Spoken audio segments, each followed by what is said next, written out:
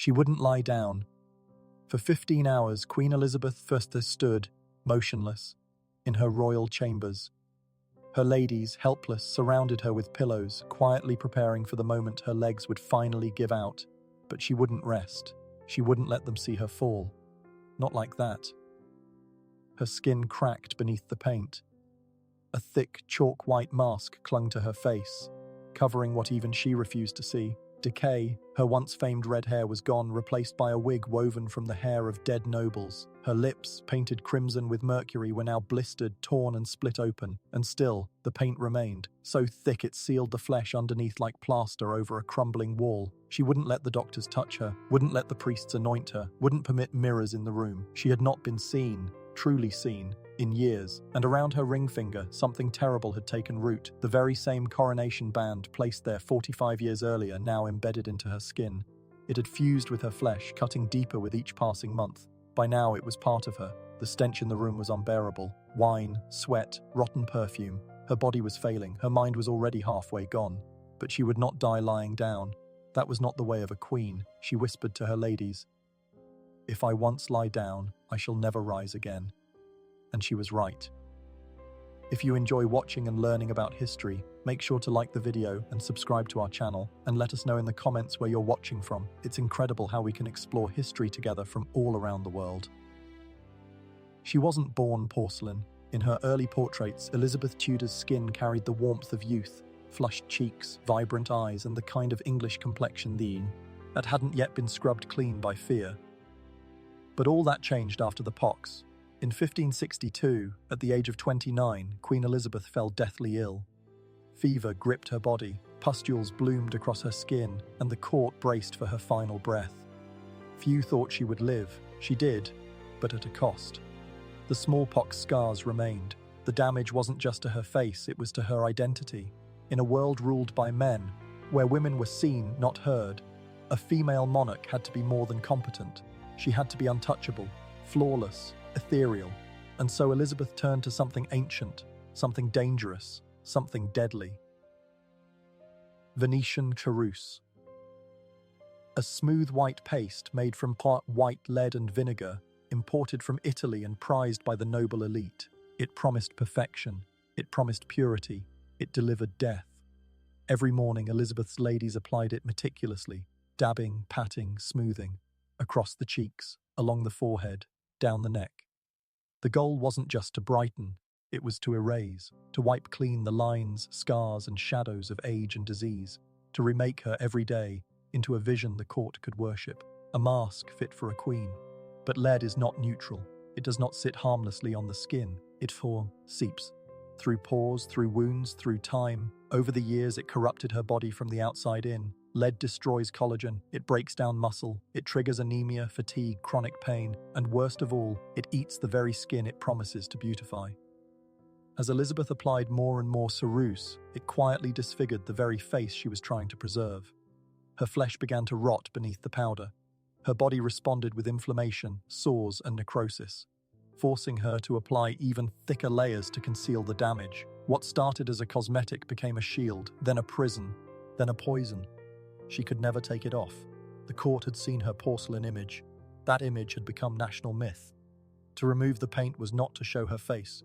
It was to destroy the ill, days at a time, weeks, until it became part of her skin, until the paint itself began to crack from dryness. By the end of her life, witnesses claimed she wore on over an inch of white paste on her face at all times.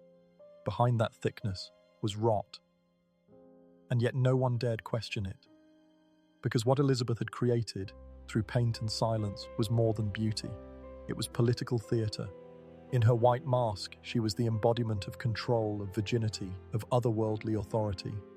Even as her body began to betray her, the image remained pristine, but it came at a price. Lead is neurotoxic. Chronic exposure causes memory loss, paranoia, and hallucinations.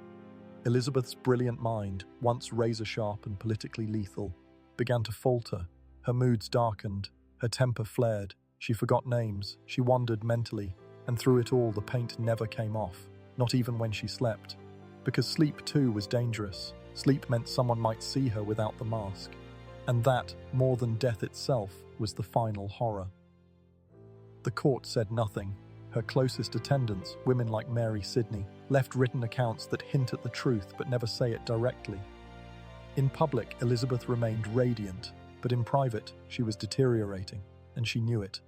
In a letter written to her council in 1586, she confessed, "We princes are set on stages in the sight and view of all the world. A spot is soon spied in our garments, a blemish noted quickly in our doings." She wasn't speaking of sin, she was speaking of skin. In that era, a man could age into wisdom. A woman, especially a queen, could not afford a wrinkle. Each blemish was a threat, a crack in the armor, a whisper to rivals that time was winning. And so she chose poison over vulnerability. She chose beauty that killed over truth that might weaken. She chose to dip. Slowly, but with the mask still on.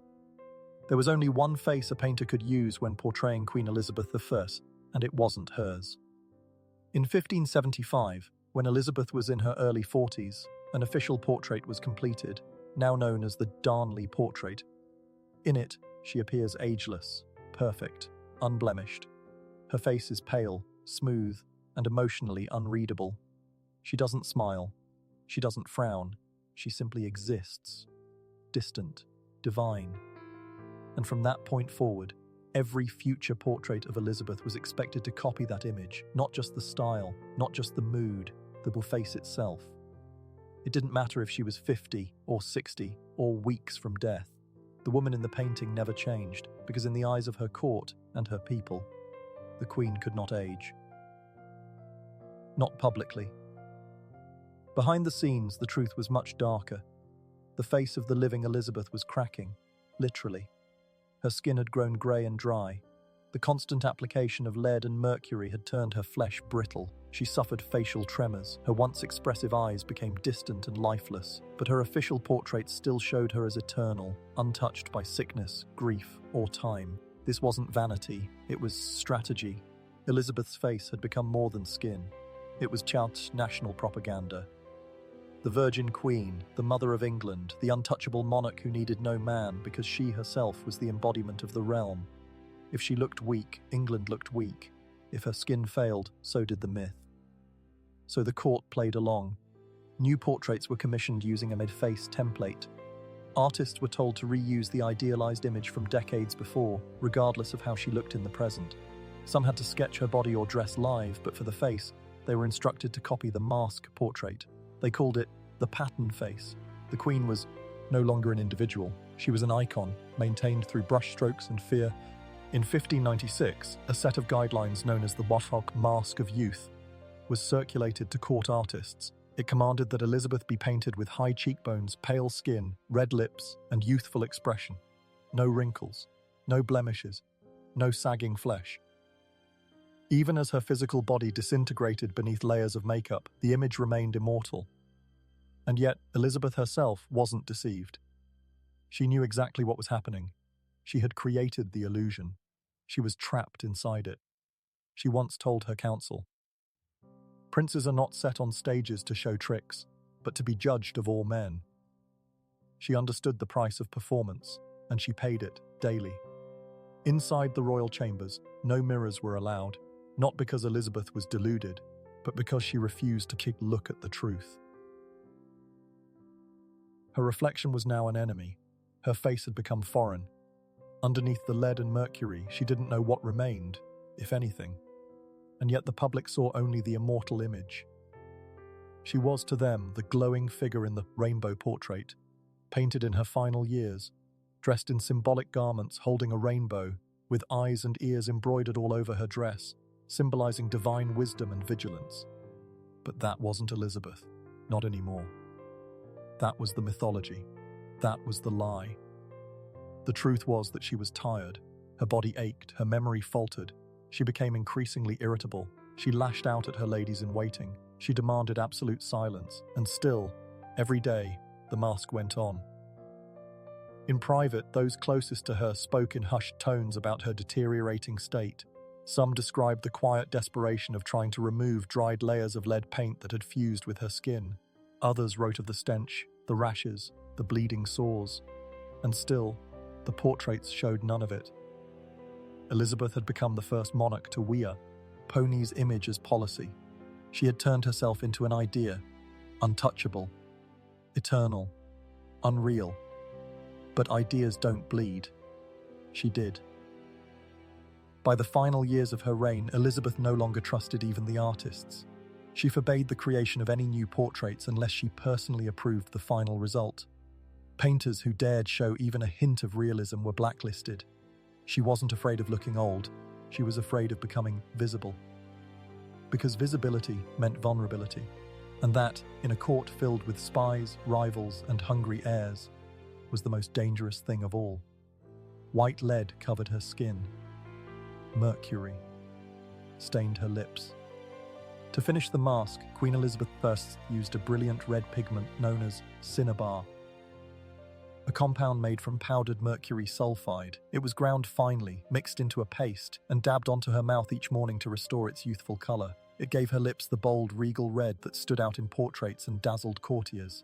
But cinnabar wasn't harmless paint. It was a neurotoxin, one of the most dangerous substances a human can absorb, and Elizabeth wore it daily. But that wasn't the end of it. Each night, or every few days when she finally removed her makeup, the Queen's maids used a concoction that was even more disturbing, a mercury-based cleanser mixed with eggshell powder and alum. The goal was to dissolve the hardened lead on her skin and strip the mask clean. It worked, but not gently. The process stung, it burned, it removed not just paint but layers of skin. Her face bled, her pores were open wounds, and into those wounds, more mercury, more lead, more vinegar. There was no pause, no recovery. Every morning, the ritual began again. She painted herself back together like a cracked porcelain doll, hiding the pain beneath an ever-thickening shell. It wasn't cosmetic, it was ritualized self-destruction. Over time, the mercury took its toll. It doesn't just poison the skin, it attacks the brain. Chronic exposure causes tremors, irritability, memory loss, insomnia, hallucinations, and more paranoia. All symptoms Elizabeth displayed in the final decade of her life. At court, rumors began to spread. The Queen was forgetting names, repeating stories, losing track of conversations. She flared into sudden rages. She locked herself in her rooms for days. Some whispered that she wept alone at night, others that she stared silently at the wall for hours, refusing to eat. Her council tried to hide it, but her decline was visible to those who dared look closely. Even foreign ambassadors noted that the Queen's behavior had grown erratic. Her letters became shorter, more fragmented. Her handwriting deteriorated. Her once formidable political speeches turned meandering and emotional. But Elizabeth insisted nothing was wrong. Every day she still painted her lips, still put on the white mask, still gave the appearance of absolute control. Her illness, if it was ever acknowledged, was always someone else's fault. A change in the weather, disloyal ministers, bad dreams. But her body was deteriorating from the inside out. There was no treatment, no cure, because she refused to stop. Her routine was more than habit, it was identity. Without the paint, without the mask, she would not just be vulnerable, she would be no one. And so the poisons accumulated for decades. Lead in her blood, mercury in her lungs, paint in her pores. Elizabeth had transformed herself into a walking tomb, embalmed while still alive. Her skin was no longer skin. It was a chemical battlefield, and the cost went beyond her health. The women closest to her, her maids, her ladies-in-waiting, began to suffer too. Those who handled the makeup reported rashes, miscarriages, and unexplained illnesses. Mercury doesn't sound certain to just poison the user. It poisons those nearby. But none dared protest. To question the Queen's routine was to question the Queen herself. Silence reigned, and the makeup continued. Elizabeth no longer kissed. Her lips had become too cracked, too dry, too painful. Intimacy was out of the question. Even conversation grew difficult. She often covered her mouth with a handkerchief as she spoke, embarrassed by how her lips had begun to peel and tremble. By her final years, the red stain had become symbolic, a last desperate defiance against the death creeping through her bones. It was the only part of her face that still had color, the only sign of warmth. Everything else had gone cold. Those who saw her privately described her as ghost-like, thin, pale, almost transparent. One ambassador compared her to a statue carved from bone, regal in posture but clearly not well. Another described her as a presence more than a person. Still, she ruled. Still, she performed. Still, she painted the mercury on her lips. Until the very end, Elizabeth clung to the ritual. It was the last thing she had left. Not power, not health, not legacy. The illusion. She was 29 when it happened. Queen Elizabeth I, the most powerful woman in Europe, fell to her knees with fever. The physicians whispered it was smallpox, and for 5 terrifying days her survival hung by a thread. The disease didn't kill her, but it never let her go. When she recovered, her ladies wept with joy. England sighed in relief, but Elizabeth didn't smile. She saw her reflection, and what the pox had taken from her. The soft skin of her cheeks was gone. In its place were scars, hard, pink and pitted, permanent, visible, merciless. To be disfigured was to be diminished. To wear your wounds was to invite judgment. She covered her face in paint. The scars weren't just physical. The experience of nearly dying, of being powerless, ravaged, made hideous by disease, left a crack in her identity. Elizabeth had always walked a knife's edge, the Virgin Queen, exalted and untouchable. But now, she felt vulnerable. She knew her enemies would smell weakness, and so she did what she had always done. She performed, she transformed, she erased. But those scars lingered beneath every layer of Venetian Ceruse, and the memory lingered deeper still. The world believed Elizabeth had chosen to remain unmarried, that she had sacrificed love for country, that she needed no king beside her. But her silence told another story. Elizabeth had loved, at least once, and perhaps more than once. Robert Dudley, Thomas Seymour, men who once made her pulse quicken. But love is a mirror, and Elizabeth could no longer bear to be truly seen. She cloaked herself in veils, draped herself in symbolism, surrounded herself with wigs, jewels, and poetic riddles, anything to avoid being reduced to flesh, anything to distract from what disease had done. One courtier wrote, "She fears being touched by time itself." And he was right. Time had already marked her, carved its warnings across her face. She feared no army more than she feared the march of age. For a woman to grow old in power was to grow dangerous, to men, to legacy, to myth. Elizabeth had seen what happened to queens who let themselves become real.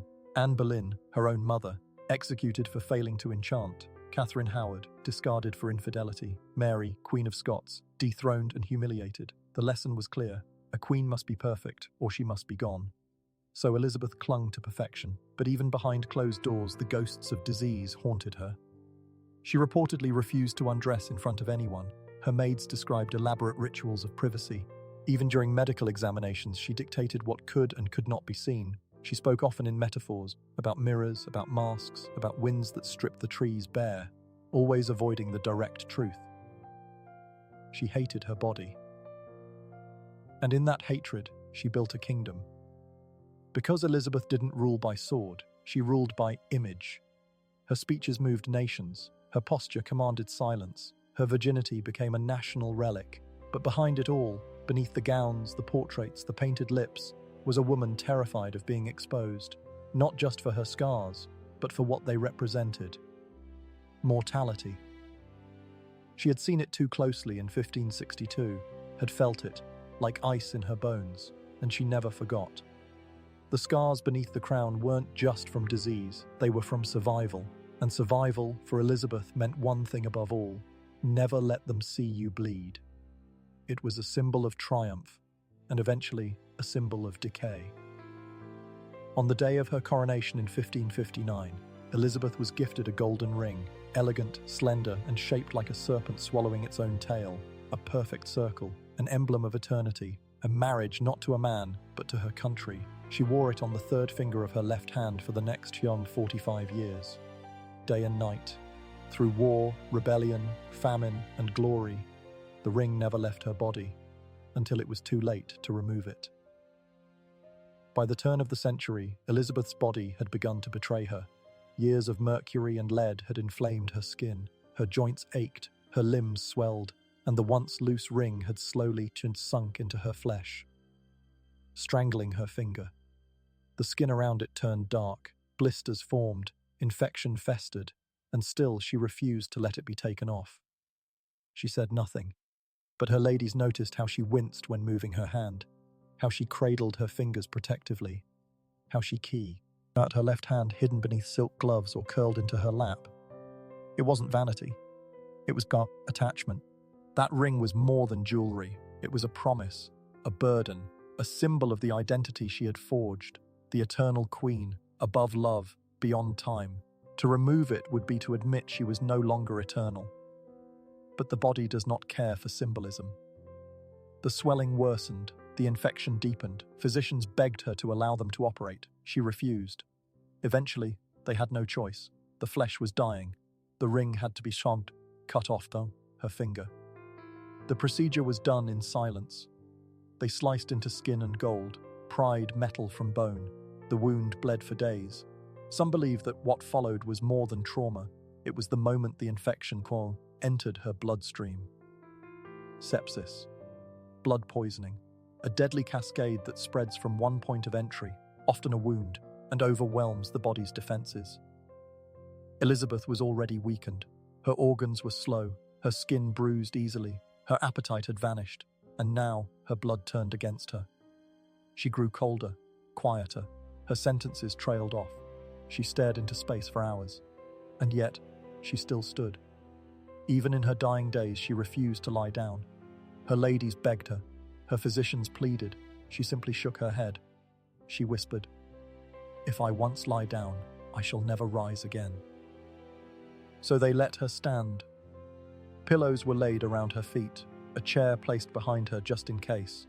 But she remained upright, rigid, motionless, painted.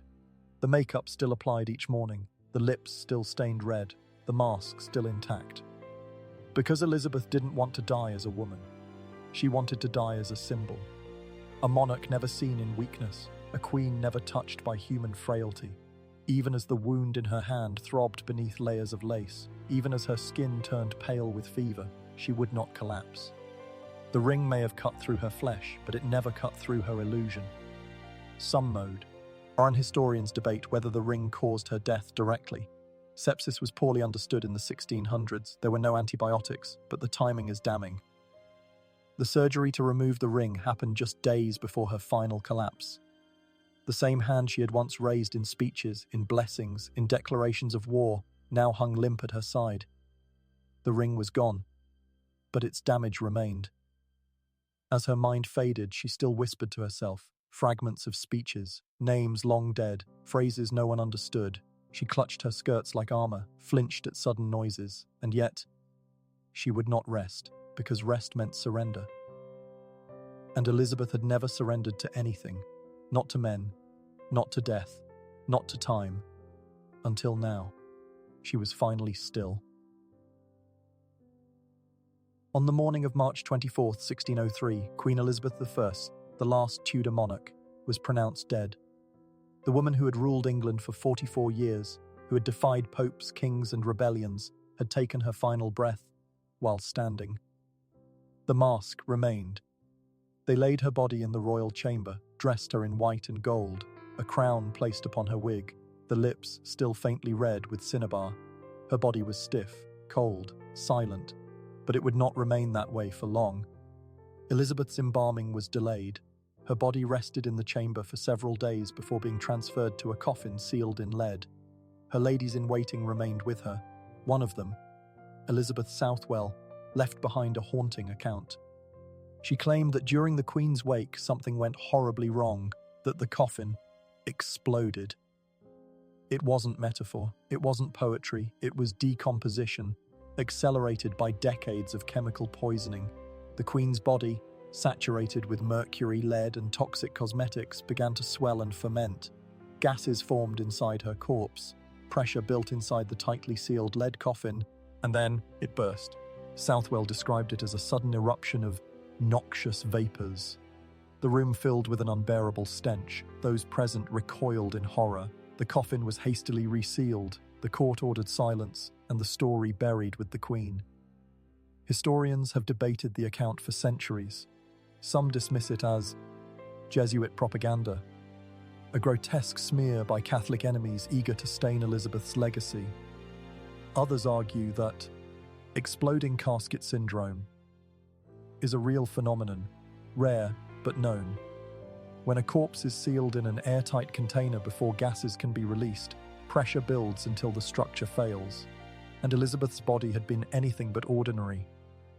For over 30 years, she had layered herself in compounds now classified as hazardous waste. She had ingested toxins through skin, lips, breath. Her tissues had absorbed centuries of alchemical vanity. When death came, the poisons didn't rest. They continued their work. Her corpse was, by all modern understanding, chemically unstable. There are other stories. Whispers that when the coffin was opened briefly during funeral preparations, her skin was already liquefying, that her flesh had turned grey and blistered, that the ladies nearby fainted.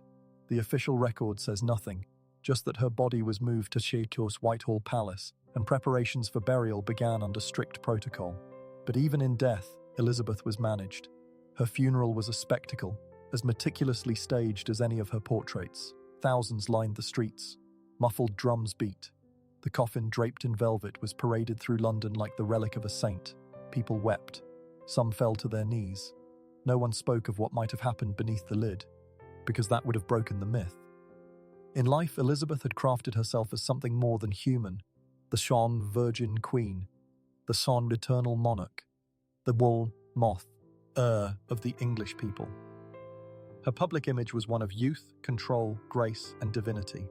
An exploding corpse didn't fit the narrative, but in some twisted way, it fits the truth. The Queen had lived as a mask for so long she could never remove it, not even in death. Her body rebelled, not just against time but against illusion. The same chemicals that gave her power destroyed her. It's a grotesque irony, a cautionary tale, a symbol too perfect to ignore. For 40 years, Elizabeth I ruled through spectacle, but in the end, the spectacle turned on her. Her body was not embalmed, but Dendy embalmed itself, by lead and mercury. Her corpse was not mourned in silence, but exhumed, hissed and split, beneath the weight of expectation. Her funeral was not just a pageant, it was a cover-up. Because even now, centuries later, we remember her as she wanted, ageless, immortal, unbroken, not as the woman whose body betrayed her, but as the queen whose death was so unnatural, the earth itself could not contain her. For 44 years, Elizabeth I held a nation together with her voice, her mind, and her image. She outlived the men who tried to control her. She defied the papacy. She crushed rebellion. She turned a divided kingdom into an empire that would define the world stage for centuries. But behind every royal decree, every triumphant portrait, every public procession, was a body slowly falling apart. This is the part of her story that rarely gets told, because history prefers symbols over scars, victory over vulnerability, legacy over pain.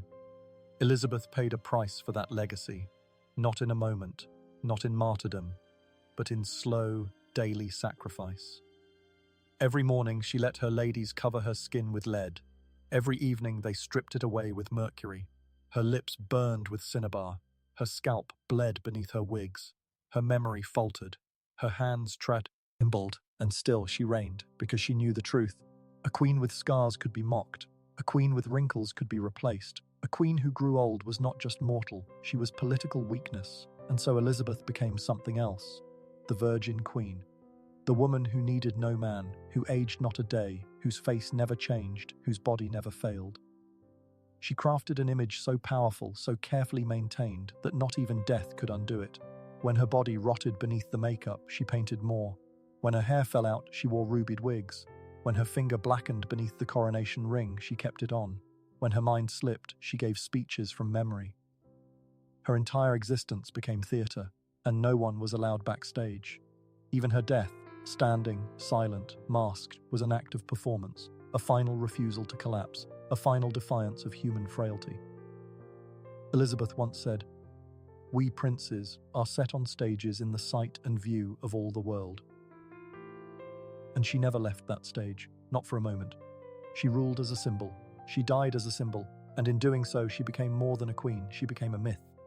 But the myth has a shadow, because the pursuit of perfection is never innocent. It consumes, it isolates, it demands a constant offering. Elizabeth offered her body, her youth, her health, her truth. Piece by piece she gave it up to become untouchable. And when it was all over, when the crown lay heavy on a poisoned corpse, when the coffin hissed open with the stench of decay, she had won. Not peace, not happiness, but unmurdered control. Even now, most people don't remember the lead, or the mercury, or the scars. They remember the mask, the image, the idea. And that was exactly what she wanted. Elizabeth, I did not lose her throne. She did not die in exile. She did not fade into disgrace. She stood until her legs gave out, and when her body broke beneath the weight of centuries of illusion, it broke privately behind locked doors, surrounded by whispers and silken shadows. That was her final victory and her ultimate tragedy, because in the end, the cost of perfection was simple. Everything,